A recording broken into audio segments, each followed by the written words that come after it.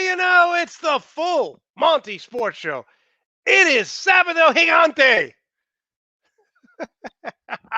June 19th, 2021. I am your host, Monte Perez, a.k.a. The Sports Whisperer. We're doing a very special show today. Tomorrow is Father's Day. Want to wish everyone a happy and healthy Father's Day. I have family coming in to celebrate the day and the week with my dad. Also, big shout out to all the single moms out there. All the single moms out there who really taken on the role as a single mom, being the leader of the family. So happy Father's Day to all the single moms out there. I want to thank everyone for tuning in last week. Again, we were trending number one when you type in sports show in the search engine for YouTube. The full Monte Show, as you can see right there on May 30th, was trending number one. I always say, if you ain't first, you're last.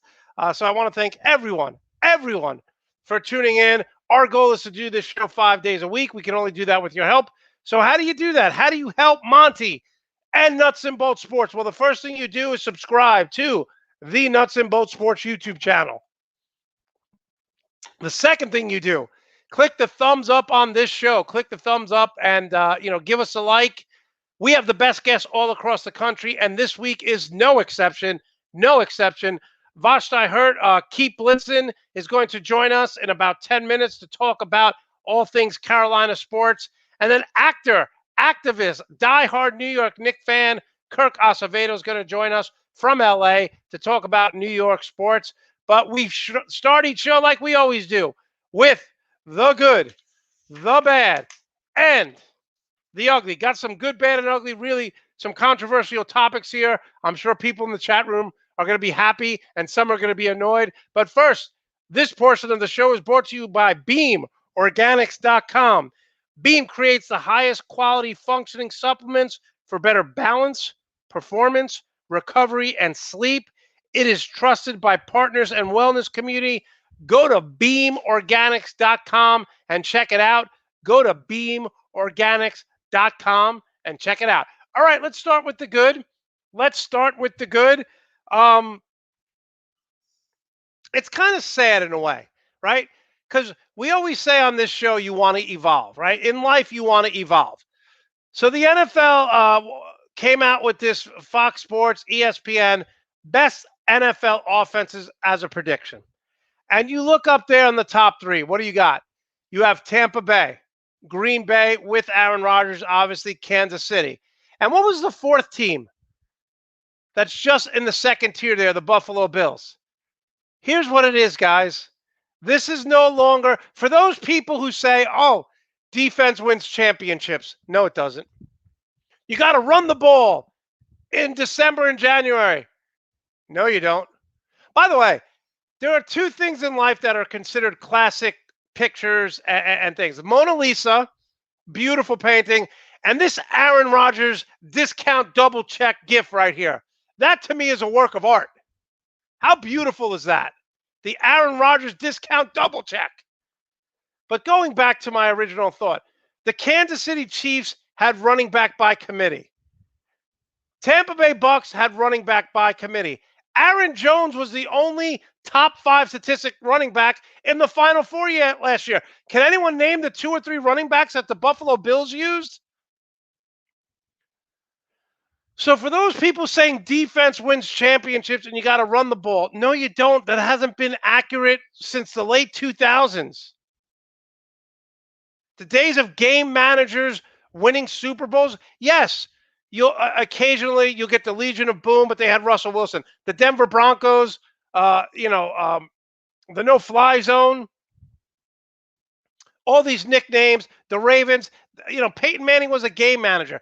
You're not going to win with game managers anymore. They are anomalies. It is about offense, offense, offense. And that's why arguably the 4 best quarterbacks, Tom Brady, Aaron Rodgers, Patrick Mahomes, and then you see here in the Buffalo Bills column, and Russell Wilson, these are the teams that are going to offense wins in all sports nowadays.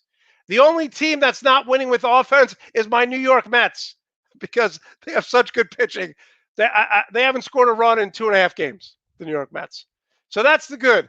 Now, speaking of baseball, we went from the good. Let's start with the go to the bad.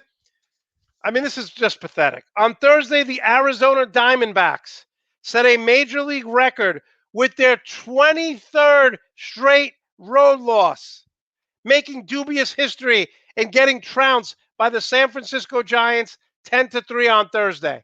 10-3 on Thursday. The Arizona Diamondbacks broke a tie in most consecutive road losses that the 1963 New York Mets had and the 1943 Philadelphia Athletics. They weren't even called the Phillies. That's how old this record is. How can you be that bad that you lose 23 straight road games? Just by accident, you should win a game 3-1, 3-2, 5-4. Terrible. Terrible job by Arizona. Terrible, terrible job. All right. So there's the good, the bad, and now we have the ugly. So LeBron James came out this week, and he said some things that the NBA didn't like. LeBron said, they all didn't want to listen to me about the start of the season. I knew exactly what would happen. I knew exactly what would happen. I only wanted to protect the well-being of the players, which ultimately is the benefit of our game. These injuries isn't just part of the game. It's lack of pure rim rest.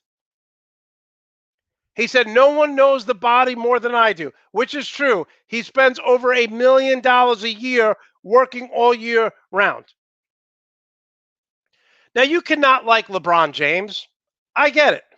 Okay? You cannot like what he stands for.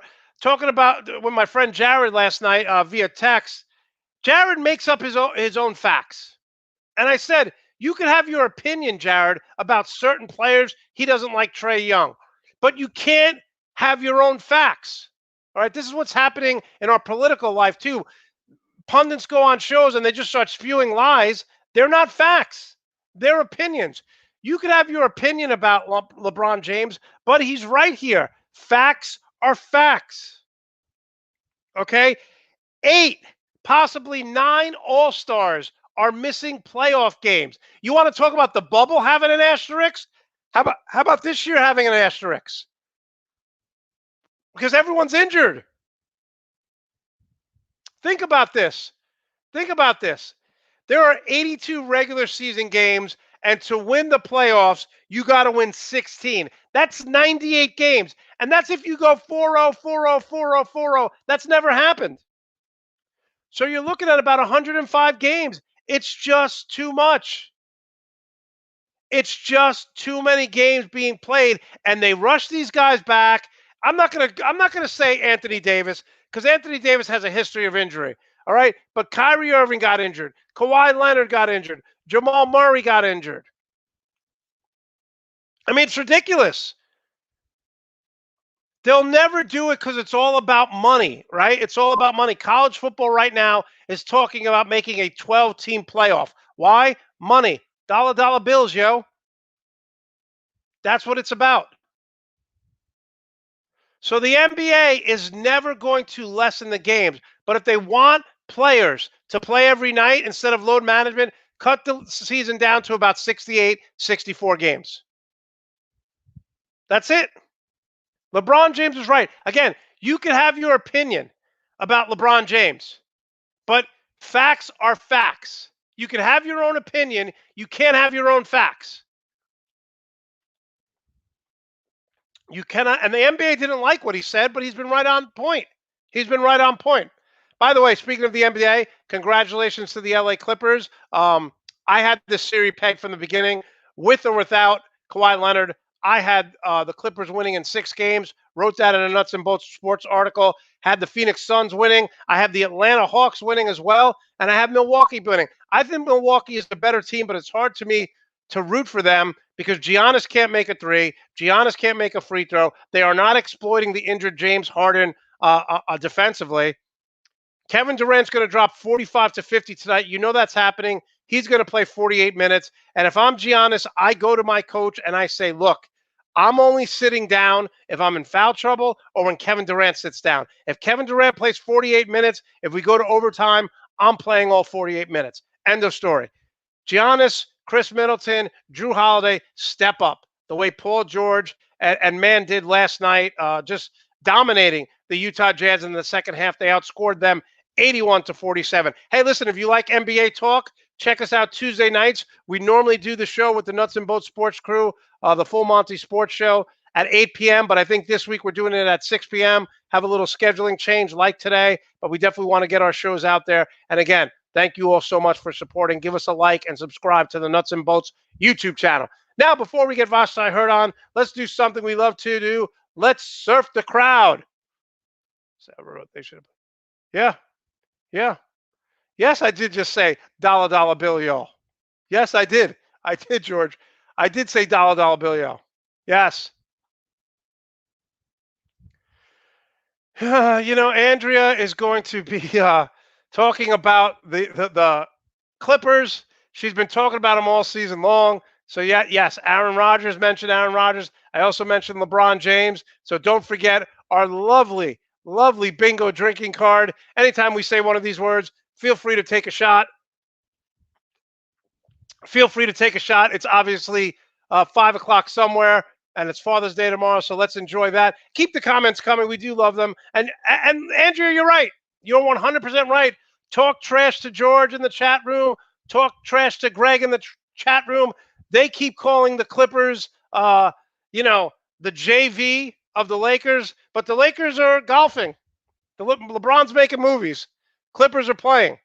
So, yeah, congratulations to the LA Clippers. They beat the number 1 seed. I saw this happening. They just, Utah just doesn't have wing defenders. If you think Bogdanovich, if you think Joe Ingles, and if you think Jordan Clarkson's going to defend anyone, you're crazy. And they proved it last night.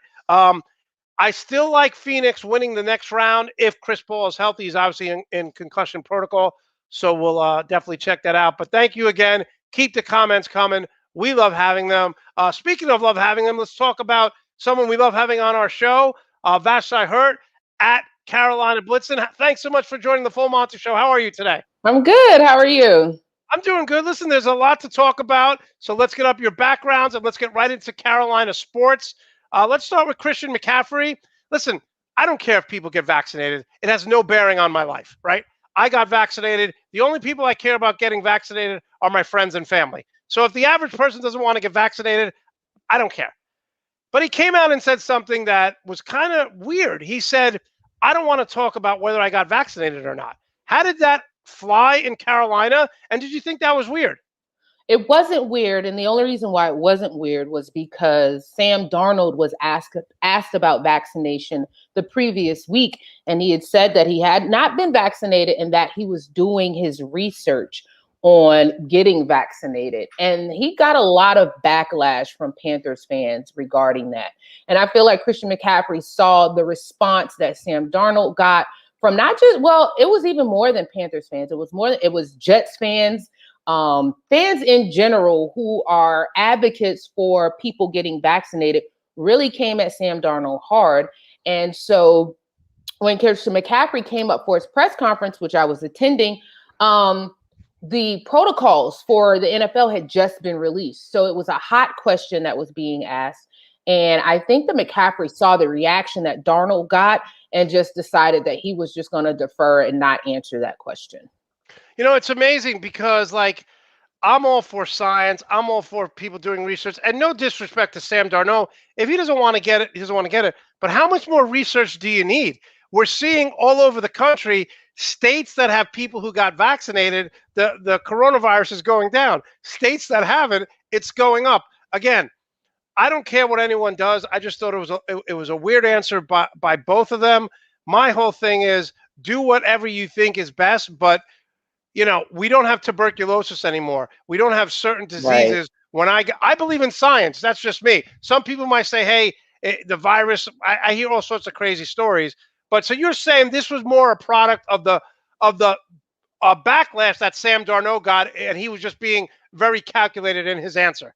I think, yes, that's what I think guys, and I don't know if they're being coached or if they're just deciding not to, I guess they're trying to stay neutral on this whole vaccination versus not vaccinated. The crazy thing is Joey Sly, the kicker, a couple of weeks prior was very open with saying that he was vaccinated and the reasons why, and how, you know, his brother was treated at a children's hospital, and they talked to the doctors, and the doctors told him all the pros and possible risk of getting vaccinated, and he made a decision to get vaccinated. I don't think that got as much traction, of course, because Joey Sly is a field goal kicker and Sam Darnold is the quarterback. But so yeah, I think that guys, you're going to see more guys not even touching that subject, except for Cole Beasley, who came out with whatever statement that he came out with yesterday, which was very interesting. But I don't expect you'll hear guys answer that question about whether they're vaccinated or not. Yeah, I mean, listen, Chris Paul's in protocol right now. I don't know if he got vaccinated. We don't know the whole story. But if he didn't get vaccinated, you know, everyone always talks about Chris Paul. This is, you know, he can never take it to the next level. It'll be mind-boggling if he misses, you know, 3 or 4 games because he didn't get vaccinated. And first and foremost, I hope he's healthy. Second of all, if his team goes down 3-1 and then he comes back and they lose, it's just going to be like, again, I believe in science. People can do whatever they want to do. Right. But if I was around other people, if I'm around teammates, I would do my due diligence and I would make sure that at least 70% of us get vaccinated. But that, I believe in science. So we'll see what happens. Okay, so this team is very interesting, right? First of all, let's talk about the draft picks. Who will have more of an impact on the Panthers this season? Number one, eighth pick in the first round, J.C. Horn, cornerback for South Carolina. Or I love this kid, Terrence Marshall Jr. out of LSU. Who will be more of an impact for this team in 2021? Hands down, J.C. Horn. We haven't really. Terrence Marshall has been battling injury. He hasn't really been participating in OTAs and hasn't been participating. I don't think he didn't participate in minicamp. So he's trying to get ready in order to come back full strength for training camp. But the Panthers have key pieces on that at receiver. So you have DJ Moore and Robbie Anderson, both 1,000-yard receivers. And then they had Curtis Samuel, who left and went to Washington. So that has never been a weak area for the Panthers at receiver. Cornerback has been a weak area, and that's why they went with J.C. Horn with that number 8 pick. And he has looked pretty good in practice. Number one, he's big. He's much bigger than you would expect for a cornerback to be. The other guy who lines up on the opposite side is Dante Jackson, who's a smaller guy. And to see them next to each other, it's a big discrepancy, right? Yeah, it is. Like big brother and little brother. So, but J.C. Horn, he looks fluid in his movements. He looks comfortable out there on the field. I feel like initial impact, I think that he will have a bigger impact on the Panthers. And then I also expect as a whole, the defense to be better than the offense for this team.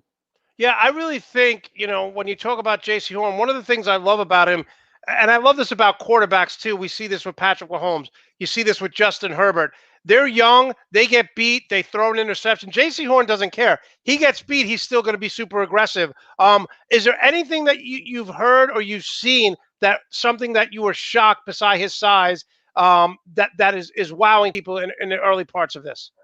He's fluid in his movements. He moves his hips very well and his feet very well. And it's like it looks almost effortless. It's not like he's trying.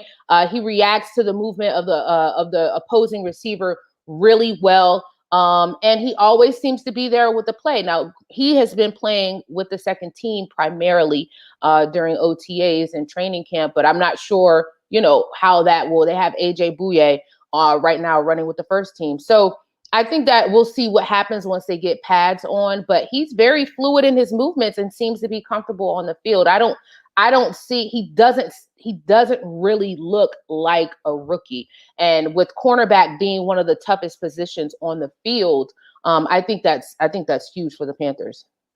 Yeah, listen, Shakira once said hips don't lie. So maybe, you know, we're right on track with that. Okay, so let's move to this offense. I think getting Christian McCaffrey back is a huge, obviously, I'm stating the obvious here, but I also love the fact I love Sam Darnold. I think he's going to fit in. I think this offense, and I know you're going to think I'm crazy. You thought I was crazy last year. I thought if Christian McCaffrey didn't get hurt, they'd go over the 5-win season. They didn't because of his injury. I think points-wise, this team could be top 10 in scoring. Do you agree with that?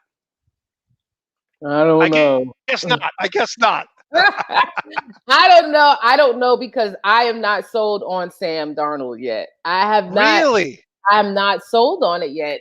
He has been up and down with what I've seen him do in OTAs.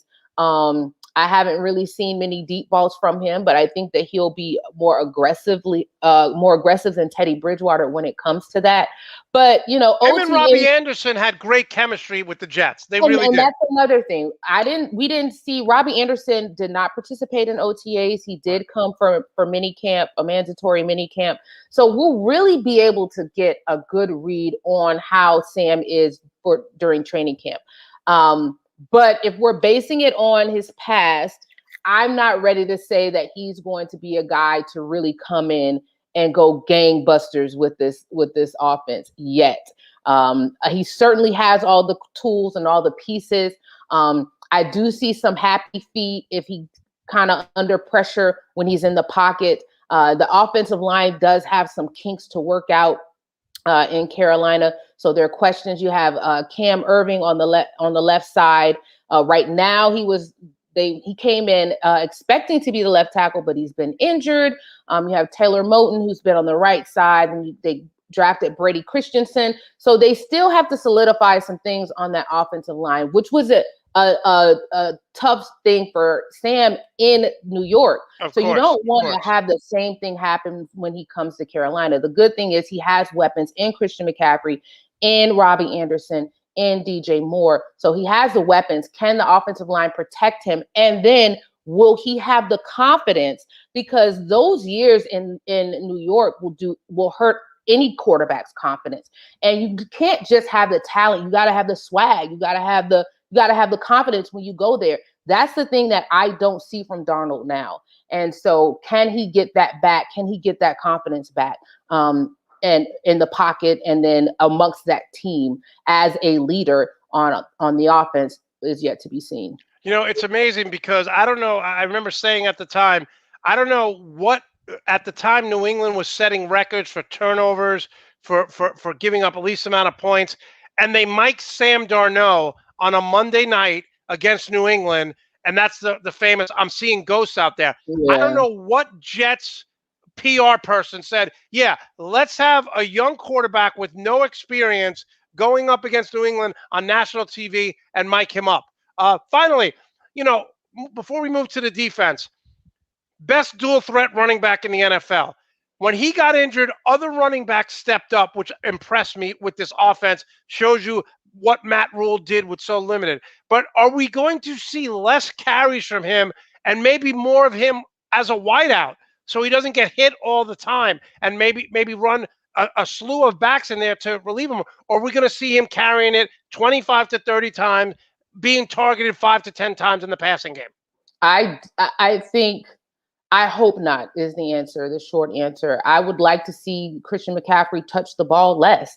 And the bottom line is men lie, women lie, numbers don't. The Panthers have not won a game in the last year and a half when Christian McCaffrey is doing it all on offense. It just does not work. They just have not won. I think the last game they won, I actually was at it, was the 2019 game in London. That was the last time the Panthers won a game where Christian McCaffrey was healthy and starting. And unfortunately, when Christian McCaffrey is in the game, he becomes kind of a crutch because he is so talented and he is so versatile. So hopefully Joe Brady mixes it up a bit. He was forced to mix it up because Christian was injured most of the season last year. But this year, I hope he continues to mix it up. I would not mind seeing Christian more so used at like Curtis Samuel was used last season, where he did kind of line up at wideout a bit. And Christian McCaffrey will get his touches. I just don't want it to be too much. I'd like to see Joe Brady mix it up on offense and not use Christian as a crutch because it has not worked for the Panthers in the past. Yeah, great points there. It hasn't worked, like you said, since 2019. Another example is, you're entitled to your opinion, but facts are facts. And when Christian McCaffrey has more of a workload, does more, the team is not successful. Kind of like when Michael Jordan used to score 45, 50 points in playoff series, they would not win until Scottie Pippen, and it was more of a Right. team concept. One of the things I loved about the coaching staff is they went all defense last year. I love this guy coming out of Auburn, but he didn't put up the numbers that I expected him. What do you expect from this defense? For the fans who don't really follow Carolina, other than Derek Brown, who are some absolute studs out there? And you think this defense is going to be pretty good, correct? I think the defense will be better than the offense. I feel like that Phil Snow seems to have a good hold on him. I think they have more talent on the defense, and Burns is going to be a beast. Okay. Derek Brown is good in the middle, and I think he will. I feel like the loss of gosh, I can't remember his name, but he was a defensive tackle for the Panthers, and he got injured early in the season. They ended up releasing him, and I'm drawing a blank right now, but he was a Pro Bowl left tackle who was kind of supposed to mentor Derek Brown, and they were going to be a force in the middle. He got injured and didn't play the majority of or didn't play at all. I think he might have played one game last season, and then they released him. Kawan Short, is that who you're thinking of? Yes, yeah, that's Kawan Short. I was thinking to him like, who? Kawan Short. Yes. So, did you think it was disappointing because he was a high pick? Obviously a playmaker in Auburn, and when you're a defensive lineman going up against elite SEC offensive linemen and making plays like Derek Brown did, were you disappointed in his rookie campaign? I wasn't disappointed. He showed flashes, and it's not an easy transition from college to the NFL. It's still the NFL. So I wasn't disappointed. I think he showed flashes. I think that interior would have been stronger if Kawan was there. And he got pressures. He just didn't get any sacks. But I feel like he will have a good year this year. And I feel like Brian Burns is going to be a beast on one end. And then they got Hassan Reddick, and they got him really as a steal from Arizona. So, I feel like this Panthers defense will be pretty solid this season. Okay. Listen, people love the quote, women lie, men lie, numbers don't lie. So that's a great quote. So you're not as high offensively with all the moves they've made this year with Sam Darnold, Christian McCaffrey coming back. You're not as high on the offensive side as I am, but you think the defense could be better than average? I think the defense can definitely be better than average. As I said, Brian Burns on one side, they got Hassan Reddick. They'll probably shore up. They've still been trying to find their identity at the linebacker position since Thomas Davis and Luke Kuechly left. So I think that they'll shore that up. Shaq Thompson, in my opinion, has not been what they expected him to be when he signed that contract, and hopefully he'll turn it on this year. There are a couple of questions at safety, what they'll do there. But I feel like, and the Panthers historically have been a team where they get pressure on the quarterback, force the quarterback into mistakes, and then the secondary is formidable enough or good enough where they are able to capitalize off of that mistake. So I think you have Reddick rushing on one end, Burns rushing on the other, and you're getting that push from Derek Brown. And there's another guy that they signed as a tackle. And I just like Phil Snow. I like his energy. He's an old school coach, and I think it's a good mix with kind of Joe Brady on the offensive side being so young, progressive, right. Aggressive. Yeah, right. It's a good balance, but I think Snow knows his stuff, and the progression that I saw from the defense last season as they got better as the season progressed, and that's what you would like to see from a first year coaching squad. And so if they take that momentum into this season, yeah, I absolutely think that the defense will be a stronger unit than the offense. Yeah, I agree with you there. So if I'm going to say to you right now, 17 games in a tough division. Well, obviously Tampa Bay, New Orleans, the NFC is going to be stacked this year. But if I tell you 8.5 wins, are you taking the over or under? I'll take the over and say 9. That's what I was going to go with. Yeah, right, 9. Not much more than that. I can't see them.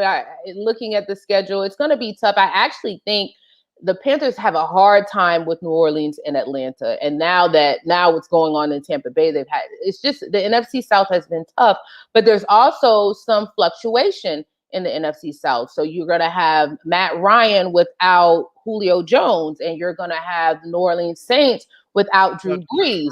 And so I think that this is Carolina's opportunity to kind of capitalize off of that change, even though they're going through their own change with Sam Darnold.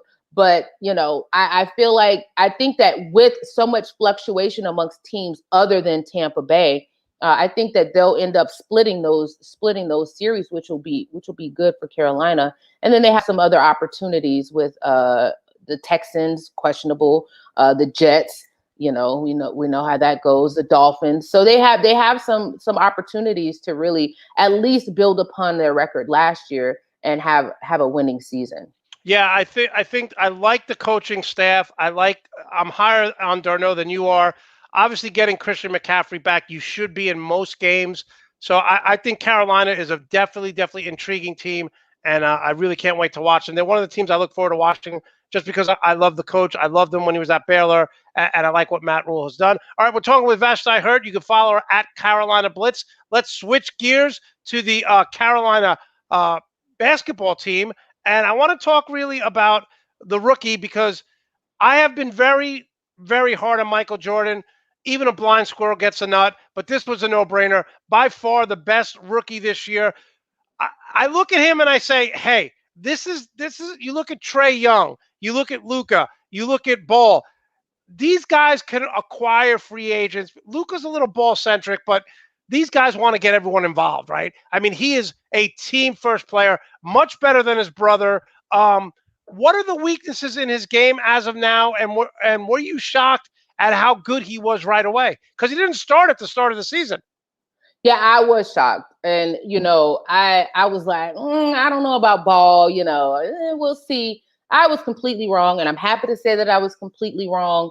The Panthers. The Hornets kind of lucked up with that third pick. They weren't supposed to pick third based on the lottery, but they lucked up with that pick. And they were in a great position because you had, Minnesota and who was the other team who picked Wiseman? Golden State. Yeah, Golden State picked him. So you really have, you had the three guys who were at the top, and then the Hornets could just sit back and pick the best player that was available and hope for the best. And they ended up getting the best player of the three so far. Right. LaMelo Ball is a Showtime type player. He is fun to watch. His passing is incredible. Him in transition with young guys like Miles Bridges it's fun to watch. I feel like he can work on his consistency offensively. There were concerns about his 3-point shot, but his 3-point shot wasn't as bad as people thought it would be. But he can always, those are things that he can work on. His better than Ben Simmons or Giannis. Well, that's true. But those are things he can work on. Maybe his mid-range jumper, solidify that a little more. But I mean, he has all the tools to be a star in this league. And I just think Charlotte and Michael Jordan lucked up with picking him at number 3. Yeah, listen, there were two teams in the second half of the season. You started to get some momentum, like the Atlanta Hawks. I have the NBA League Pass, and I had Collins on my fantasy basketball team. So I watched the Atlanta Hawks. I'm like, wow, this team is really good. Then I started watching Charlotte. I'm like, wait a minute, this is not the Charlotte team that I know. I know they had injuries, but they were the 4th and 5th seed with a few weeks left, and they lost 7 out of 8 games. What the hell happened? To me, and I've had this debate with people, that's got to be on coaching. The Hornets had an opportunity all they had to do was win one of their final 5 games, and they would have been in the playoffs, and they lost all of them. I think they lost, you just named it. They lost maybe, I think 10, 11, I don't know, 11 of their last final 12 games. Yeah, and they lost 7 out of 8, 7 in a row. Yeah, that's on Borrego, I feel like. I don't know, whether he wasn't instilling a sense of urgency in his players. I know that these guys are professionals, but Charlotte is still a very young team with little or no playoff experience. Borrego is one of Popovich's proteges. He's been in the playoffs. He's been to the NBA Finals. He's won a ring. So if anybody with the most experience, it would be your head coach. And he needs to instill a sense of urgency and also probably game plan better with his squad. That play-in game, the Hornets got mollywopped. That was embarrassing. It was terrible. It was embarrassing.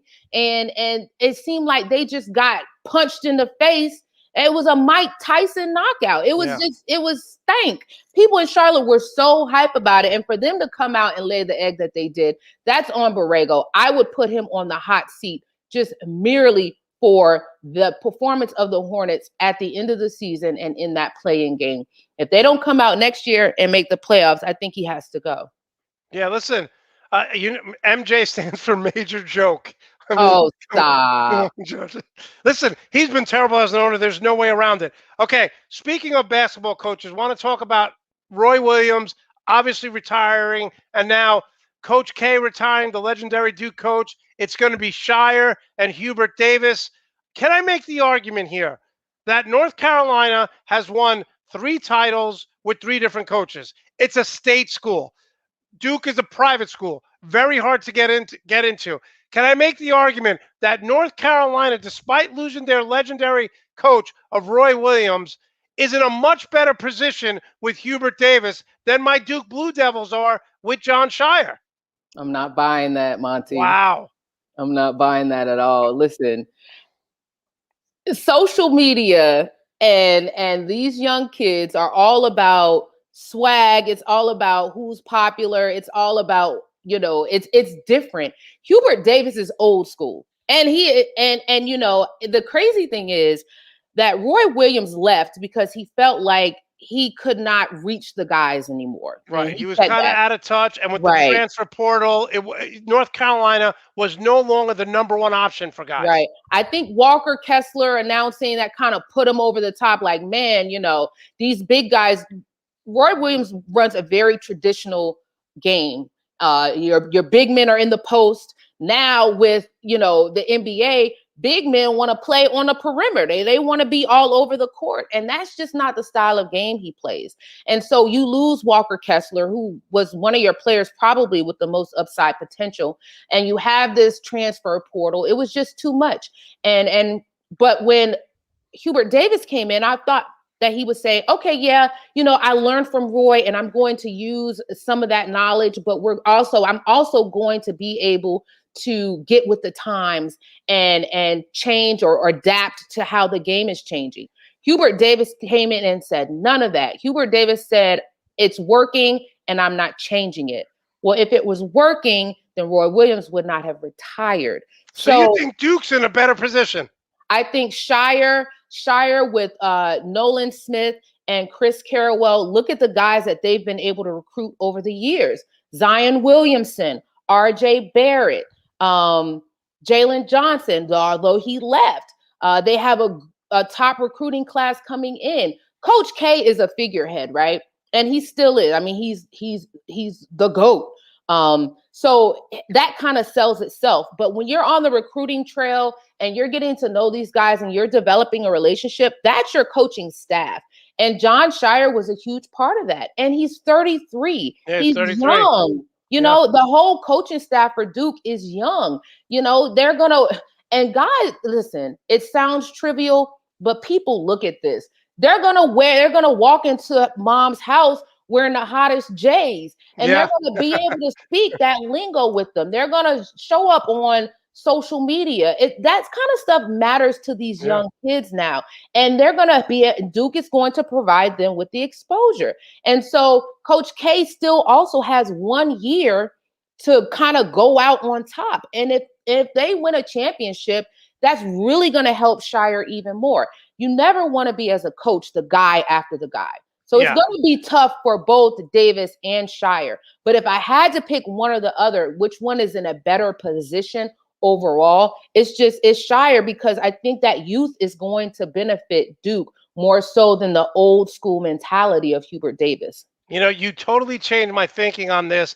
I thought North Carolina State School, they've won with 3 different coaches' titles because Coach K made Duke, but you're saying the young guy was the right hire, especially in recruiting. So you bring up great points. I put the Duke background up there because Greg's a diehard North Carolina fan, so I just wanted to kind of piss him off there in the chat room. Okay, finally, before we get you out of here, again, to me right now, it's Kevin Durant's the best offensive player in the NBA in this postseason. And I got to be honest with you, Trae Young's the second best player. I've been watching this kid. He was the leading scorer as a freshman in college, left. He's putting up way better numbers than Steph Curry did at this stage of his career. I asked everyone this question over the past few weeks. Why isn't he getting the national recognition? Because he's averaging 30 and 11 against the 2 best seeded defenses in the Knicks and the 76ers. Win or lose game 7. Trae Young's an absolute stud, but no one takes him seriously. Why? He plays for Atlanta. Nobody takes the Hornets seriously. Let's be real about this. So now, and this includes me. It's like, okay, the Hawks, they're in the playoffs. They're not going to last. Sorry, I think my light went out. That's okay. Hawks, they're in the playoffs. Let's see how this goes. All right. And maybe it works out, maybe it doesn't. I, wasn't convinced. But now when you have the playoffs and only the playoffs, you have no choice but to witness what Trae Young is doing on this team. And so I think that he will get more recognition now. I wasn't convinced that he would be able to do what he's doing. I was like, okay, first of all, I don't trust people who played at Oklahoma in basketball. That's just a bias I have. I don't trust Big 12 conferences, and I barely trust Big 10 when it comes to basketball. But my point is, he's a pure scorer. Ben Simmons is supposed to. Anyone who said Ben Simmons is a better overall basketball player than Trae Young, you have no idea what you're talking about. Ben Simmons is not even in the court in the last minute. Trae Young's is hitting game-winning shots. No one could, because of the rule changes, no one could keep Trae Young in front of him. And he's not only scoring, he's averaging over 10 assists. He's doing stuff that Isaiah Thomas, he's a better scorer than Magic Johnson. And it's just be like, he's just a shooter. No, he's a complete basketball player. Trae Young is the truth. And, I have this picture when a player is killing, it's this stank face picture that I post on Twitter. And I posted it for him. It's like a sign of respect. And yeah, he has that it factor. He has that rawness. And guys, don't get mad at me, but he has that killer instinct of a Kobe Bryant. Yes, he does. Yes. I mean, he has that like, oh, I'm going to thrive off of this negativity. Did you see what he did to the Knicks? I mean, come on. In Madison Square Garden. Like it was just nothing. You're playing in the mecca of basketball. And it's like, yeah, I'm here, I belong, and I'm taking your team down, and I'm going to be like, and what? I like the energy. And I think that now that he's doing this on a national stage in the playoffs, people are taking notice. It's just unfortunate that, we didn't notice it before because he plays in Atlanta and they did not get a lot of nationally televised games during the season. No, I think they've only been on national TV 5 times in the past 2 years. George, this is never going to happen. John Starks was a streaky shooter for the Knicks, my Knicks. Trae Young is just a scorer. Other than Kevin Durant right now, you can't give me a more consistent outside shooter in the playoffs right now. Okay, so who wins? Do we trust Doc Rivers and Ben Simmons in a game 7, or do we trust Trae Young to take over and drop 40 and 15? If I have to pick, I'm going, listen, after Philly tricked off that lead in Philadelphia. 26 points. Absolutely. They were completely stunned. Doc Rivers looked like a deer in headlights. Ben Simmons played like sewer juice. And Embiid fell off. Say sewer juice? Yes. Embiid was missing free throws and he did not take over the game when he needed to take over. On the flip side, you have Trae Young, who has ice in his veins. I think did Capella go? Not Capella. Bogdan. Somebody got injured for Atlanta last night, and wasn't able to finish the game. So I think his availability will play a big role into how they win. But if each team is fully healthy, I feel like Atlanta has that dog mentality that you need to win a game 7. Yeah, I'm really impressed. Collins' dunk over Embiid. He's a much better rebounder. Capella's kind of lost. I have no respect for. It's not that I don't have respect for them. They're in the NBA. They're world-class athletes. But Clint Capella is like Rudy Gobert. He can't shoot a 20-foot jump shot, and he has no low post-up game. Now, the good news is Trae Young is such a good penetrator with Lou Williams. Everything is drive and kick. So I just don't trust the Sixers with 3 minutes left in a tie game at home. All the pressure in the world is going to be on them. And it's like Ben Simmons doesn't even want to go near the free throw line. Going into last night's game, he was 13 of 40. Yeah, no. They literally sub your like $100 million guy out so that he doesn't get fouled and have to go to the free throw line and shoot bricks. Like, come on. I say this all the time. There are certain athletes who just look at this like a job. I was talking to my friend Andrea, and I said, Ben Simmons wants to win a title. Ben Simmons wants to get millions of dollars in the endorsements, but he doesn't put the work in. At least Giannis is shooting threes now. At least he's trying. Giannis has gained 55 pounds of muscle, right, since he came in. Ben Simmons, it's just a paycheck for him. I haven't watched them enough, but you would think that he would improve. Being a point guard, especially, he would improve on something as simple as making free throws.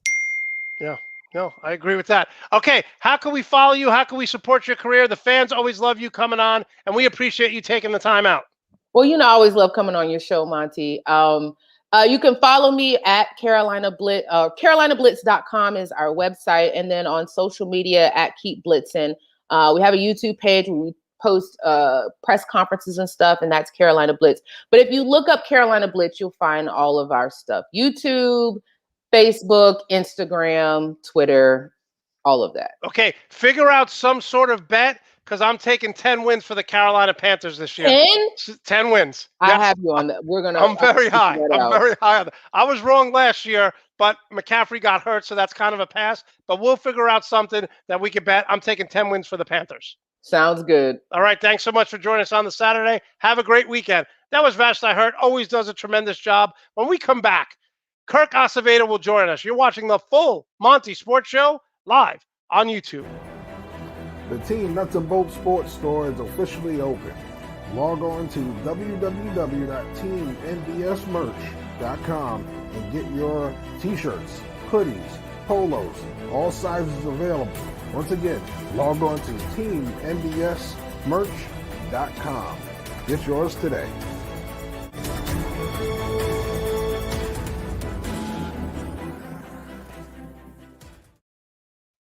All right, this portion of the show is brought to you by the Smart Commuter cover. Was designed with 40 years of riding experience and delivers a high-quality, long-lasting, American-made product with the size and style to cover whatever two wheels you ride. It is also the first cover with an adjustable fit and attached backpack for quick, easy storage. They just made me one. Go to www.ecknyc.com. Check it out.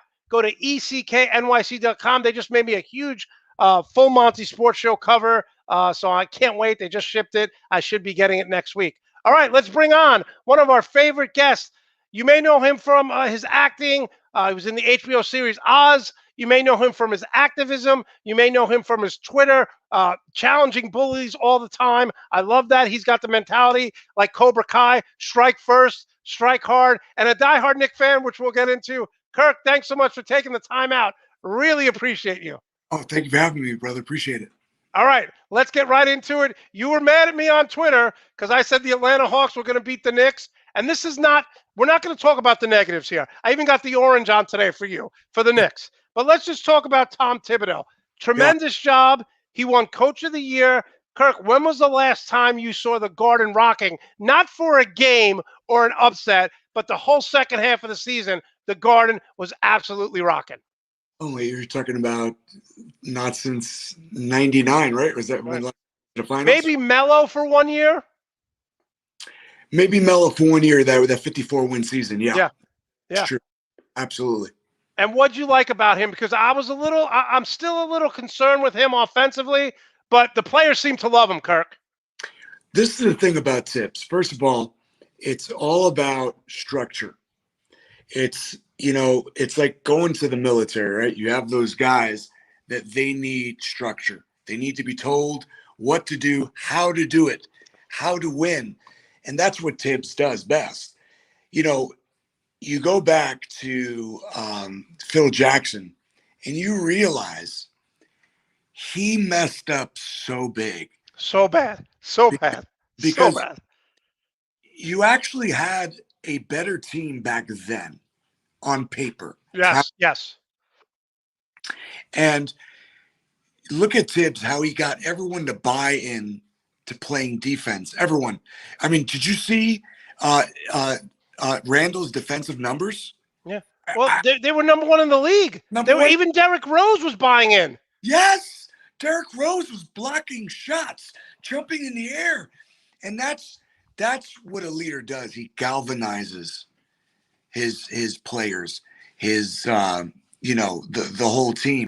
So I like Tibbs. I understand that he might be at a deficit offensively as a coach, but that's why you bring in an assistant coach. You bring in someone of the ilk of what's his name from Houston? Mike D'Antoni. Yeah, but not D'Antoni. Right. But like you bring in those guys to help. But on top of that, you couldn't implement offensive schemes. We had no offense. Defense is what won us the games. Yeah, he played to his team's strength. Correct. They all bought in. And talk about James Dolan and Phil Jackson. I heard a story when Phil Jackson got hired. Phil Jackson was rumored to be going to Houston. They were going to pay him $3 million a year. James Dolan called him to run the team, and Phil Jackson said, "I want a 5-year, $12 million deal, $9 million more." And James Dolan said yes. James Dolan didn't even negotiate with him. Phil Jackson took him for an extra $9 million a year.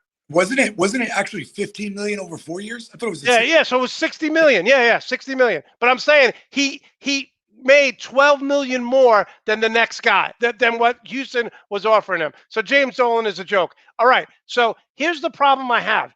Julius Randle is a great number 2. He's a great number 3.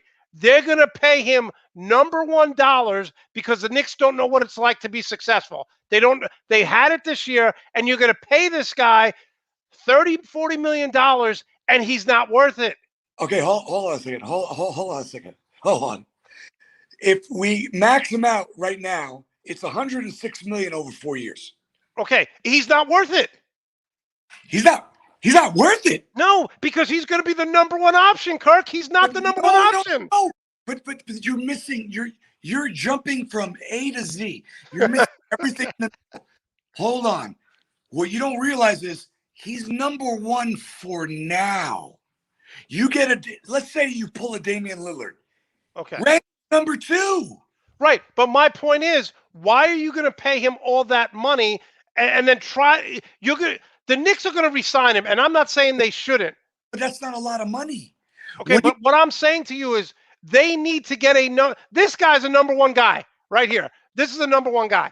Julius Randle is not. So you agree with me then. We agree they need to get a number 1 scoring option. But this is the thing. Even a number 2 is going to max out. Paul George maxes out. Paul George is getting like $40 million a year. I mean, and is he a number 2? Maybe not. He might be a number 3. Might be a number 3, yeah, on a championship team. Randall does more. He does more. He fills up the whole – he plays defense. He could score and rebound. He got you a double-double, and he got you 6 assists. You have to pay for that. And he's second all-team. Okay, I get everything you're saying. But my point is, if you want to win a title, Julius Randle can't be your number 1. That's all I'm saying. But he won't be. But this is the thing is, if you do not have Julius Randle on the team, you do not get a number 1 to go to the team. Okay. All right. So we agree kind of in a roundabout way. Okay. But this is the thing. Let's say you get another player that's Randle level. Okay. right? Now let's look at the Detroit Pistons that won the championship. You could have Randall as a 1A, 1B with another guy that's at his level. 100%. Okay. All right. And do you like R.J. Barrett as the number 2, number 3 role? I thought he had a very good second season. He's a little too inconsistent. The problem with the Knicks is they haven't had a legitimate jump shooting scorer. I mean, Reggie Bullock is a good role player, but all he could do is shoot. They haven't had a Trae Young or Steph Curry. I mean, since what? Trent Tucker, and he wasn't even an elite scorer. The Knicks need a guy who can just shoot the ball and create off the dribble. They need a point guard. Well, listen, we need a lot of that. We actually only have 2 guys that could do that, and that was D. Rose and Randall, who could create their own shot, and Burks. But Burks was hot and cold. So what we really need is, I mean, listen, the number one thing we need a point guard. Point guard. Would you be happy with Kyle Lowry coming to New York? Okay, hear me out. If we're going to go on the cheap for a quick fix, how about this? DeMar DeRozan, because we need a 3. And DeMar DeRozan still shot over 50% and averaged 23 points a game. And he could run the point, but the only problem with DeRozan, he's a terrible 3-point shooter. No, 100%. But hold on a second. Then you get a Kyle Lowry. So now let's look at that team in the East. Let's just look at it. And let's just look at that team in the East. Kyle Lowry, who still shot over 40% from three-pointer. 2, R.J. Barrett. 3, DeMar DeRozan. Randall, Mitchell Robinson. I'm sorry. That team might go to the Eastern Conference Finals. No, listen, you're giving me hope here, which I never has as a Knicks fan. But if you get those 2 veterans who know how to win, let's face it, Kyle Lowry, I think 2 years ago, was the best player in the fourth quarter in the All-Star game. We're seeing now that he was the real leader in Toronto, not Kawhi Leonard. No disrespect to Kawhi Leonard. But if you get Kyle Lowry and you get DeRozan and you get a top 15 draft pick, yeah, R.J. Barrett now as a 4th option is pretty damn good. And 4th option, only getting better. He does so many things well, but people don't realize he's been in the league, 2 years? 2 years. He's only played less than 82 games. Right. He's played less than 1 season. So he doubled almost his entire output. I mean, there's a guy that's gotten double-doubles. A guard that's gotten double-doubles. I like him. I liked him coming out of Duke. I really do like him. I think on a perfect Eastern Conference final, he is the 3rd and 4th option. So Derrick Rose, great job. But again, I kind of compare him to Dwayne Wade his last 1 or 2 years. He can't do it every night, but he's still serviceable. Yeah, he's still serviceable. Great, but this is the thing. So let's say we do the trade for Portland for Lillard, right? I say everyone's tradable except for 3 people. And that's Randall, obviously. That's Mitchell Robinson and R.J. Barrett. You could trade everybody else. Get rid of everyone else. And are you shocked? Because one of the things that was a negative about Thibodeau is he wears guys down. They tend to tune him out. I think bringing in Derrick Rose and Taj Gibson really, and look, winning cures all, right? So when you win games, you listen to the coach. But are you shocked at how good he's been with this team and how much they love him? And the fans love him. Fans love him. They're not going to love him in the 3rd season when they're playing 45 minutes a game. Right. After practicing for 3 hours the night before. They did the numbers for R.J. Barrett and Randall. They ran 30 to 40 more miles than every other starter in the league. Wow. That's insane. But that's what he does. That's what he does. The thing that I didn't like about Tibbs, and Pat Riley used to do this before he went to Miami and Shaq came in. Pat Riley coached every game and every practice like it's game 7 of the NBA championship. You can't do that anymore. You can't do it, especially when you got guys that are like, like Trae Young was averaging like 31 minutes a game, which is insane. So in the 4th quarter time, Obi Toppin couldn't really give you minutes, not the minutes that Randall was giving you. So by the time, so the season, he led the league in minutes played.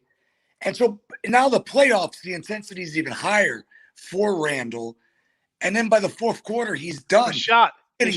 We see it with Joel Embiid right now. I mean, one of the things that I love is, and one of the things that really bother me is, Trae Young at the end of game one, he's dominating everyone, and then all of a sudden, Tim bring up Frank Ntilikina, who hasn't played all game That was bad. to guard him, and Trae Young goes right around him. He's cold, man. He's completely cold. Yeah. I mean, but you enjoyed this season, right? I mean, you really enjoyed the playoffs, and you enjoyed it. Every single game I watched. Right. Everyone. Yeah. So if you're a betting man, the Knicks are better next year than they are this year, right? With this same team, no. Okay. Because this is the thing, is we're not re-signing all the players. So I think, and listen, Burks and what's his face, the 3-and-D guy, who is Burks and small forward. Not Knox. No, the small forward. We got him and Randall had a great rapport. What's his name? Bullock. Yeah. You're going to decide between one of those. Yeah. I would take Reggie Bullock. If they get a point guard. Right, but this is the thing, is we need a point guard, and like you need listen. The perfect fix, is a Damian Lillard. The second perfect fix is what's his name from Phoenix? Kyle Lowry. No, what's his name from Phoenix? Oh yeah, but he's not leaving. Chris Paul loves it there. He's not leaving. Not leaving. He was going to come to New York. Yeah. But because of the pandemic, he says he's not going to come to New York. Well, I think right now, I mean, you had LeBron James, you had David, you had everyone commenting at how exciting the Garden is in the postseason. So there's some juice there. The time is now to come to New York. But my only problem was with Damian Lillard. This is the biggest problem. You're going to get 3 number ones. Give it. 3 number ones? Give it. Number ones do nothing. Number ones are not a guarantee. First of all, over the last 20 years, the Knicks have only drafted 2 players that have made the All-Star game. One was David Lee. They drafted him. They traded him the following year. And Kristaps Porzingis, they traded him the following year. So the number 1 picks in New York do not work out. Well, that's because of the people picking those picks in New York. That's the main reason, because they've passed over so many people. But just in general, you get a Damian Lillard in his prime. He's in his prime. So you have 3 to maybe 4 more years of his prime. So I will take that in a heartbeat. And people are wondering, Kirk, is that a Mike Tyson T-shirt you're wearing? Yes, sir. Yes, it is. Okay. All right. Let's move to the Yankees. Kirk, I got to be honest with you. I watch this team. I am a Met fan, so I'm going to put this up. It's going to hurt me, but I'm going to put it up for you. Little New York Yankee background. Kirk, this team has no juice. I don't know what the hell's going on, but they look bored. They look uninspired. When I think of Yankees, especially with Judge and these guys, I think of badass players who intimidate you. What is going on with this team? They have no second or third gear. Well, I think there's a number of reasons, and I think the number one reason is the coach. He's got to go. You got to hold players accountable, and he's a player coach, and that's great. Those guys are great, but at the end of the day, they need a little discipline. Now you need a little bit of Girardi, right? Yeah. It was hard, but now you need a little bit of Girardi. That's the number one thing. I love Girardi, but the problem with him is, like Thibodeau, he wears out his welcome. But one thing I will say about Girardi, he always defended his players. He always took the pressure off them. And I will say this, he's a player's coach, but it almost looks like he lets the players run rug shot and do whatever they want. Like you said, there's no accountability for this team. On paper, they should be the best team in the AL East. Wow. Now, the other problem is the 2 people that are getting all that money on our team, and they are not holding their part of the deal. So I'm not giving, what's his name, the big guy who's always hurt. Aaron Judge, Giancarlo Stanton? No, Stanton. Yeah. Stanton's robbing the bank. Yeah. He's been robbing the bank since he got there, to be honest with you. And let me tell you something. All that muscle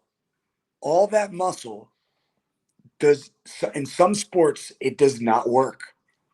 You know what I mean? He needs a little bit more flexibility. You need to be leaner, right? You need to be leaner, obviously. He got to be leaner. He's too big muscles. That works in football. Doesn't work in basketball. Like Derrick Rose was super muscular when he came into the league. Much leaner now, leaner muscle, yeah. Yeah, he's lighter and leaner. And it's the same thing with Stanton. Like, you got to fix your training regimen. When he first came to the Yankees, we saw these exercises and 100-pound vest. That doesn't help you swing a bat, buddy. It just doesn't help that. But I still look at this team pitching wise. You went out, you got some guys in the offseason, and you look at just on paper, talent wise, they should be better than the Boston Red Sox. They should be better than Toronto. They should be Tampa Bay's with no salary is getting it done. Well, I think the pitching is held up for the most part. Right. Garrett Cole's isn't he leading the AL? And I never have every time he goes out on the mound, you have a legitimate chance to win. I mean, he might win his first Cy Young. Yep. So that's how well he's pitching in the AL with a DH, which is way harder, as we know, than the NL. But I think also just the main problem is you need a fiery coach, someone that the players want to fight for. I don't want to work for a guy that's too relaxed and wants to be. You don't want to work for someone who's too nice, a pushover. So you're saying will the Yankees do this? Because they normally don't do this. I say if it's All-Star game and they're not in contention, they're not in first place or battling, it's time to fire them. Am I wrong? They have to do it now to save the season. It'll galvanize. The same thing that happened to the Atlanta Hawks. Same thing. It put a fire on everyone's ass when they got rid of when they got rid of their head coach and McMillan took over. Yeah, no, listen, I'm shocked because I thought the Yankees were going to win 90, 95 games. But again, I don't see a fire in this team. One of the things the Yankees always have, especially you look at these two guys, Jack, you go up against the Yankees and you're like, man, we're going to give up 5 runs today. So it puts pressure on offenses to score. It puts pressure on pitchers. They just look – I've watched about 17 – I have the MLB pass. I've watched about 17, 18 games. They just look uninspired. That's got to be the coach. Also, we need a new batting coach because, I mean, everyone's batting is way low. I mean, super low. I mean, I don't know if it's because pitching's a little bit better this year throughout the league, but we know we need a different hitting coach. Listen, the Mets fired their hitting coach. I watch the Met games all the time. Our pitching is great. Our offense, I think there's just a struggle of offense throughout the league. But, yeah, I think the Yankees just need to change, and hopefully they'll do that before the season too late, because I got to be honest with you, with the money they spend to lose to Tampa Bay, who spends 1/10 of what they do, that doesn't fly in New York. It doesn't fly.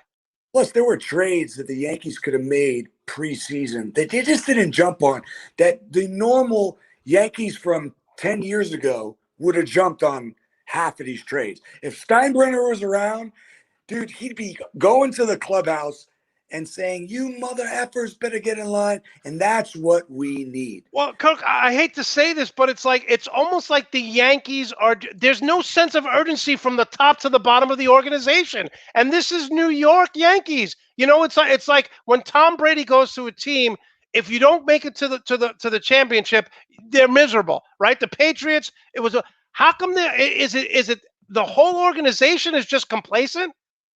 Yeah, man, it's just pretty bad. And also just his lineups for the outfield just keep on changing.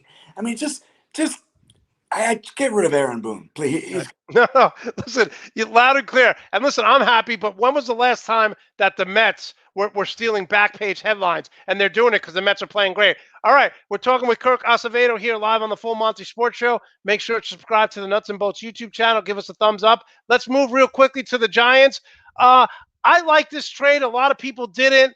My thing is, when you have a young quarterback, you want to surround him. We see this with Kyler Murray in Arizona, right? They go out and get Hopkins. We saw Josh Allen in Buffalo go out and get Stephon Diggs. Saquon Barkley's coming back. So tell me why Daniel Jones and them drafting this kid is not a good pick. Okay, so all those quarterbacks you named are better than Daniel Jones. I mean, stop it with you know how I feel about Daniel Jones. Listen. Is Daniel Jones a playoff quarterback? Nope. Nope. He might get to the playoffs. Nope, he's not. Is he a Super Bowl winning? Nope, he's not. That is the biggest bust pick at number 6. Well, listen, they moved up. He was scheduled to go in the second round. He was scheduled to go in the second round. So you're off the Daniel Jones bandwagon. I was off the minute he got drafted. I was like, fire Gettleman. He doesn't know what the hell he's doing. I'm sorry. It's a quarterback league, right? Quarterback league. Tom Brady. I mean, just for example, and it's unfair to compare anybody to Tom Brady, but Tom Brady's like 43, 44, right? He just went to a team with no training camp. No training camp, and won a Super Bowl now. Now, you could say that team is stacked, but we both know that's not how it works. There's many teams. The Yankees are stacked, but they're winning. So that's not how it works.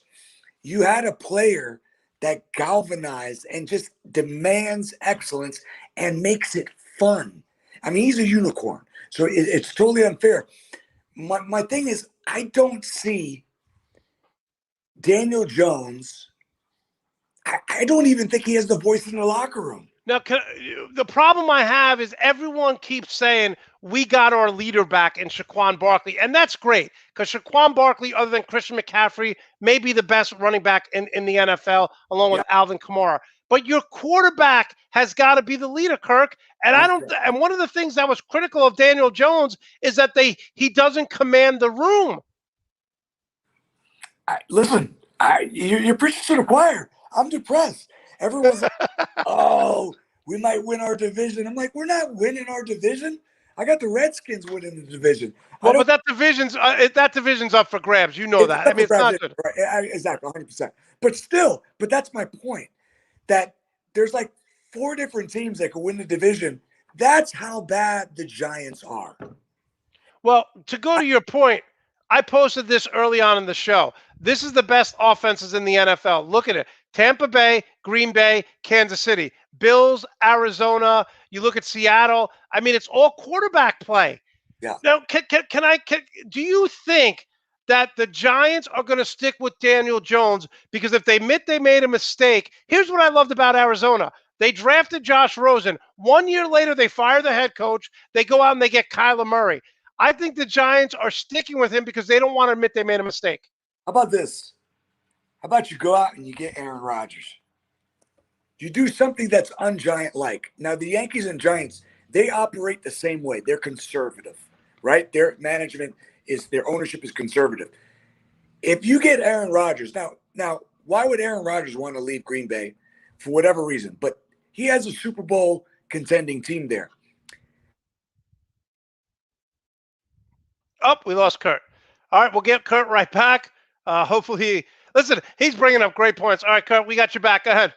You bring Aaron Rodgers to our division and you put him on the Giants, even though it's a weaker team than Green Bay, we win our division easily. It's an easier road to the Super Bowl in our division, in our league. You don't think? Listen, I am with you 100% on Daniel Jones. I don't think he's a top 10 quarterback. I think maybe he's 15, but top 10 quarterbacks, you need everything perfect around them. Well, one thing I will say, and maybe I'll get your thoughts on this because I was a huge Blake Martinez guy with Green Bay. They let him go. All this guy does is tackle. He's had 144, 144, 155. Did you like this acquisition, or are you the same mindset? He can't play on third down. Blake Griffin's a tackling machine. Martinez. Yeah, no, I mean, we'll see. I mean, I don't know why they got rid of him, to be honest with you. But, you know. Yeah, the Packers got rid of him, and last year with the Giants, he had 151 tackles. So I'm saying the over-under for the Giants, 9.5 games. You're saying that's insane. 9.5 games? It's a 17-game season now. Wow, I know, but still, 9.5 games. I mean, what? Andrea's saying, come on, Kirk, don't sleep on the Giants. Listen, you're more pessimistic with the Giants than you are with the Knicks. Well, because my Knicks went to the playoffs and was above 500 with the worst team on paper. Yes. The worst team. They had two guys who could score. Right. But the problem with the Giants, unless I'm winning a Super Bowl, I don't care to eke in to a wild card spot. Yeah, no. Listen, but the Giants and the Yankees don't let you have a beard, super conservative. Giants are super conservative. You're seeing one of the things that's happening over the few years with the Pittsburgh Steelers, who they don't like to sign big-time free agents. They build through the draft. It's time for these organizations that have tremendous success over the years being conservative to maybe evolve a little bit. And if I'm the Giants, yes, I get on the horn. I'm a Green Bay Packer fan. I'm telling you right now, I want Aaron Rodgers to leave. Aaron Rodgers, I said this on the show last week, Aaron Rodgers goes to the NFC Championship game. He sees Tom Brady throwing to his fourth option, Rob Gronkowski, Godwin, little scat wide receivers. He has two running backs. Aaron Rodgers, if Devontae Adams double team, he's got to hope someone catches the ball. So if I'm Aaron Rodgers, I get the hell out of Dodge. 100%. You leave the division, 100%.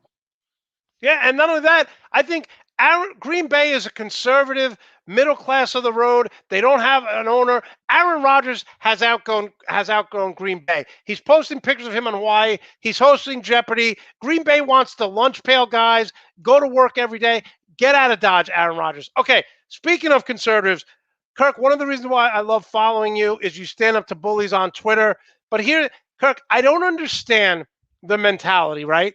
Like, one of the things, and again, I used to do a political show. It was too divisive. I did political and sports. But Kirk, we had active Republicans. If you look at this picture, look how submissive Trump is here. We have active Republicans cheering on Vladimir Putin.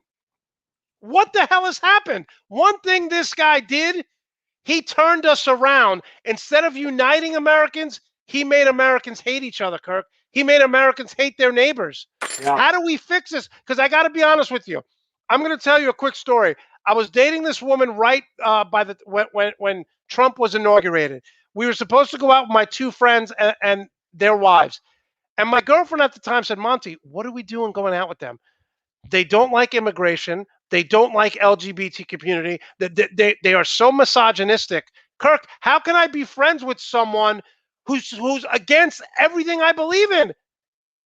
How do you deal with it as an actor? You're going to go on set with guys who believe in racism, who believes women should be second-class citizens, who believe that women shouldn't have rights to abortion.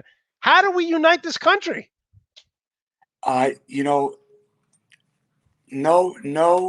No republic, Democratic Republic, has lasted 300 years. So we're at what, like 246, 200, give or take. We're not going to last 300 years. So we're going to be the first nation to break history and go past 300 years? I don't think so. I think the divide is too big, to be honest with you. I don't have an answer. We don't have someone, a leader in either party or any party or anywhere in the world that could galvanize and unite people. We don't have that JFK, that Martin Luther King, that Gandhi, or whoever. And even if we did, they would pick them apart too. On top of that, the main issue and the main problem, whether people want to agree with it or not, is race. It's always been about race. It always is. It always will. And that's America's biggest sin. It's not like that in other modern countries. It's not like that. One of the things that really bothers me is the people who attacked the Capitol, the people who hurt the police officers, the people who wanted to overthrow the government. They want to overthrow the government for a guy who doesn't give a shit about them. Donald Trump does not care about the middle class. He does not care about women. He does not care about the working class. How did this racist, misogynist, sexual predator get the country to believe his lies? Because I'm telling you, it's about race. And what I mean about that is his followers, the people that ride or die with him, they don't like black and brown people. He doesn't like women. He doesn't like women. They want women to be subservient. In all the modern countries that you're saying that they don't have our issues, are they as what's the word, as gentrified and as colorful as our nation. No, they're No, not. so you see what I'm saying? 1/5 of our country are Latino. Right. 1/5. Well, What? you posted something the other day. Obviously, with the Heights coming out, there's a celebration of the Latin community. But you posted, "Hey, let's not get twisted." I remember as a young kid, the first time I ever saw Scarface, and I loved Al Pacino from The Godfather. I Yeah. said, "You couldn't get a Latin to play that role." No disrespect to Al Pacino, but you posted how Latinos are not being represented, and when they are, it's like mostly African Americans. They're drug dealers, they're pimps, they're criminals. How do we change that and have a movie that's super successful where Latino's a CEO and he's a reputable citizen?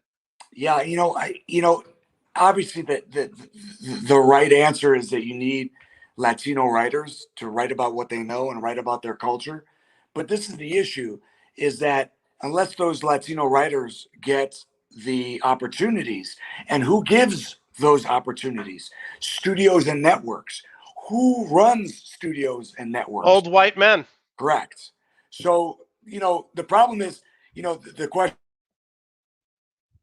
Oh, we lost Kurt again. By the way, yes, preach Kirk. Obviously, this is why we got you. Go ahead. So the thing is, the question is, people go, well, you got to be talented to get the job. I was like, okay, but who's judging the talent? Yeah, exactly. So it's, I don't know. To be honest, I don't know. And listen, Hollywood tends to think of itself as liberal and progressive, but it's not, because it would have changed years ago. Yeah, no, I agree with you. There's too few. But you see this in sports too. Like, the NFL will talk a great deal about equality. They'll do charity, but then Jerry Jones, the owner of the Dallas Cowboys, like, if you kneel, I'm kicking you off the team. It's a lot of talk. But when the issues come, it goes back to what you said, race. All right, finally, Kirk, we'll let you go here. But now that COVID is, I worked out like a madman, lost 15 pounds during COVID. I see you working out. You're going back to the gym. I worked out at the gym today. I still have my mask on. You had your mask off. But now that COVID, and I think California has over 70% of the people vaccinated, how is Hollywood open up to you? How do you reinvent yourself? What did you do to stay active and try to find work when you have to be out in the public and you couldn't do it during COVID? The unfortunate thing is, there was no work in our business. I mean, we were probably operating at 20%. Maybe right now we're probably operating at 30, 35. But that's because the networks and studios have already budgeted this year. Right. They budgeted this year before, everyone started getting vaccinated. So this year is going to stay as is. And there's little stuff here and there. But, I mean, our business, because we were non-essential, we took massive hits. So just for me, for my mental health and physical health, I just made sure I worked out. And also, I'm getting older, so that saying, when people go, it's not about working harder, it's working smarter, that's a bunch of bull crap. Right. Yeah. Older, you got to work smarter and harder. Right. Yeah. No, listen, I know I had Alex Scooby on, who used to be on the King of Queens, and he started his own TikTok. He started some YouTube stuff because, like you said, you're considered non-essential, and when you're only operating at 20%, and let's be honest, you're operating at 20%. Forget about actors for a second, and I'm not trying to minimize, but how about all the people who suffered, who were caterers, who were hairdressers, who were the cleaners, who catered the events when you're on set? Like, the whole industry went away. No, but that's what I mean. I don't mean like just actors. I mean, Right. like the entire industry. Right. Hotels that they set up the crew, cast and crew, and catering and food. And I'm talking about everybody. We're only operating at 25%. So I don't mean just actors. I mean the entire industry. Right. Are you a Gavin Newsom fan? I know he's, a lot of people, but again, over 70% of people have been vaccinated. So that's a good thing, right? To get back to normal. Like you said, you posted on Twitter, no mask at the gym. Did it feel weird? Because I still wear my mask at the gym. It's funny. I when I think of Gavin Newsom, I think of hair gel. That's the thing. Pretty boy. That's what I Can think you believe? But wait, can you believe that his former wife is now dating Donald Trump Jr.? Talk about polar opposites. Is no, that insane? no, that's crazy. But I just thought of something. The biggest difference for me with the pandemic and my profession is that you go into rooms and you meet the director, you meet Spielberg, you meet Oliver Stone, you meet Ridley Scott, you meet these people in person. Now there's none of that. You're going on tape, and tape is not three-dimensional. Right. You You can't get a feel for a person on Zoom, on tape. You got to meet them, look them in the eye, experience them, get to know them. Yeah, that's a great point. Yeah. So, Kirk, how can we follow you? How can we support you? We love having you on. Listen, when the Giants start winning, I just said to Vashti, I have Carolina winning 10. I have the Giants winning 9. So we'll come up with some sort of bet because I think the Giants are going to win 9, 10 games this year. Listen, it's a win-win. Listen, if they win, it's still a win-win. So, like either way, I'm winning, whether I'm right or wrong. All right, how can we follow you and support you on Twitter? I love how you call every fake politician out, by the way. Oh, thank you. I appreciate it, brother. It's on Twitter, it's at Kirk Acevedo. All right. Thanks so much. We'll get you on down the road. Anything you need, always feel free to DM me, and we'll get you on soon. Appreciate it, brother. I love Thanks so much. Take care. Happy Father's Day. Thank you, too, brother. Take care. That was Kirk Acevedo. Again, passionate. Love what he does. If you don't follow him on Twitter, you're missing out because he is brutally honest, calls people out. Love to have him on. All right. So, want to thank Vashti Hurt. Want to thank Kirk Acevedo. Want to thank you for joining the Full Monty Sports Show. And now, it's one of my favorite times of the show where I basically just give us our extra point, tell you what you need to know. And there's something that, again, we don't want to talk politics on this show. It's too divisive for people, and I get that. But there are certain things that I need to express. There is a thing now being generated by the Catholic Church that is saying that if Joe Biden adheres to the rule of the land, which for the most part is women have the right to choose to have an abortion, the Catholic Church is now saying that any political figure who is pro-choice, which is the rule of the land, you will not be able to serve Joe Biden or any politician communion. Let me just be very clear here. For centuries, the Catholic Church has been raping, molesting, and sexually abusing boys and girls. There is a movie called Spotlight that came out where it documented in Boston for over a decade, over 1,000 kids were sexually abused, molested, or raped by priests. Not one priest served jail time. And the most you could give those families because they came to a ruling is $15,000. So your kid gets raped and you want to stick it to the Catholic Church and charge these priests with criminal activity and make the church bankrupt, you could only get $15,000, not one priest served jail time. So the Catholic Church, you can go screw yourself. I left the Catholic Church years ago for hypocrisy. You're telling me that if you stand up for the law of the land, which a woman can get an abortion, you're now saying that you are going to reject someone from receiving communion when you've molested and raped kids for centuries? I'm sorry. The Catholic Church, you're disgusting. You may help a lot of people, but you've ruined millions of lives because you are a sexual predator organization. And the movie Spotlight, if you haven't seen it, watch it because you're going to want to punch the screen at how the Catholic Church has been doing this for years. And now you want to be some sort of moral authority about abortion? What is this, the 1950s? Anyway, that is my extra point. I want to thank everyone for watching. I want to wish my father a happy Father's Day. Tell you a quick story. When I first moved to Florida, my dad is friends with this guy. His name is Johnny. And Johnny used to play for the Alabama Crimson Tide, and we went to the Alabama Hall of Fame dinner, and it was an 8-hour ride. And I know my dad went there just because Dabo Swinney was there being inducted. Terrell Owens was being inducted. So it was an event for me. But my dad, in like a 3-day period, had to spend 16 hours in the car with me. I don't think people want to spend 16 minutes with me because I'm so annoying. So I always appreciate that, my memory of my dad sacrificing, sitting in the car. We went to the Alabama Sports Awards dinner where we got to see Terrell Owens, Dabo Swinney, Johnny Davis, and it was a great time. And I always appreciate my dad for sacrificing. I'm sure he did not want to sit in the car with me for 8 hours both ways. So I want to wish him a happy Father's Day. My sister's coming in. My niece is coming in. We're going to have a celebration all week. Make sure you thank your father if he's still alive, and make sure you thank all those single mothers out there. And in the immortal words of Arnold Schwarzenegger, I'll be back.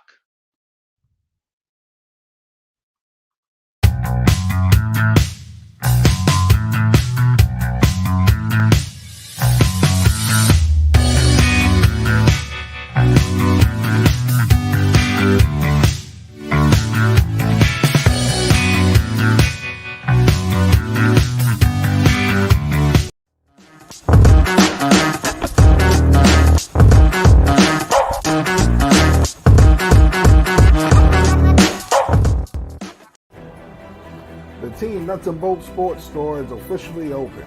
Log on to www.teamnbsmerch.com and get your t-shirts, hoodies, polos, all sizes available. Once again, log on to teamnbsmerch.com